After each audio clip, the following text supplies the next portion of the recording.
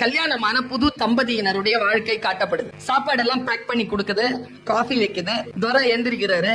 எந்திரிச்சு மாப்பிள்ள உட்காந்துட்டு எடுத்த உடனேயே சிகரெட் பிடிக்கிறார், அப்புறம் காஃபி குடிக்கிறார், அப்புறம் குளிக்கிறார், எல்லாம் ட்ரெஸ் எல்லாம் பண்ணிட்டு இன்னொரு 3 நாள் லீவ் போடவான்னு கேக்குறாரு.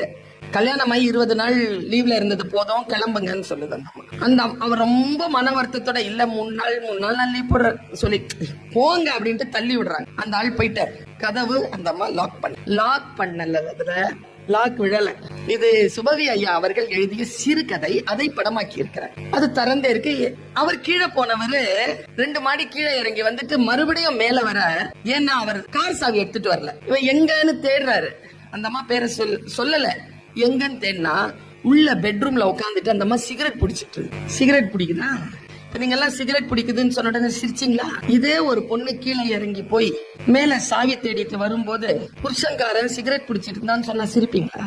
சிரிக்க மாட்டீங்கல்ல. இதுதான் சிறுகதை. அவன் சிகரெட் பிடிச்சது அவன் பார்த்துட்டு பஞ்சாயத்துக்கு அவங்க அம்மாவையும் அவங்க அப்பாவையும் அவங்க அண்ணனையும் கூப்பிட்டுருவேன். அட்வைஸ் பண்ணும் போது புருஷன் கிட்ட, அப்பாட்ட, அண்ணன் கிட்ட எல்லா கையிலயும் சிகரெட் இருக்கும். அப்புறமா ஒரு அளவுக்கு மேல அவ சொல்லுவா, அவ நினைப்பா, சின்ன வயசுல சிகரெட் பிடிச்ச நான் அதை பார்த்தேன், அப்பா பிடிச்சாரு நான் அதை பார்த்தேன், வீட்டுக்காரனும் 20 நாளா என் முன்னாலேயே பிடிச்சிட்டு இருக்கிறாரு.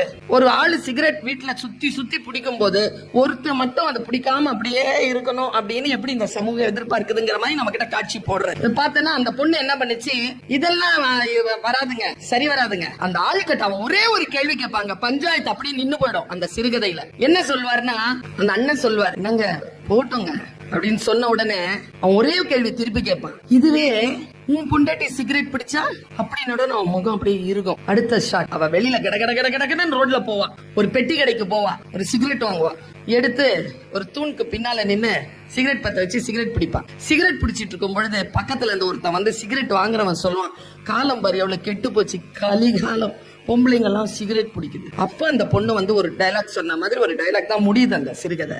நீ சிகரெட் பிடிச்சா உடல்நல கேடு, நான் பிடிச்சா ஒழுக்க கேடா அப்படின்னு முடியும். நாம எல்லாருமே கை தட்டணும்ல, ஏன் கை தட்டணும்னு சொல்லுவோம். இப்போ பொம்பளைங்களை சிகரெட் பிடிங்கிறீங்களா, அவ பிடிச்சது சரிங்கிறீங்களா? இல்ல ஒரு பஞ்சாயத்துனா ஒரு தீர்ப்பு வரணும்ல. இப்ப அவர் என்ன சொல்ல வர்றார், அவர் நிறுத்திட்டார். இவ்வளவுதான் கதை.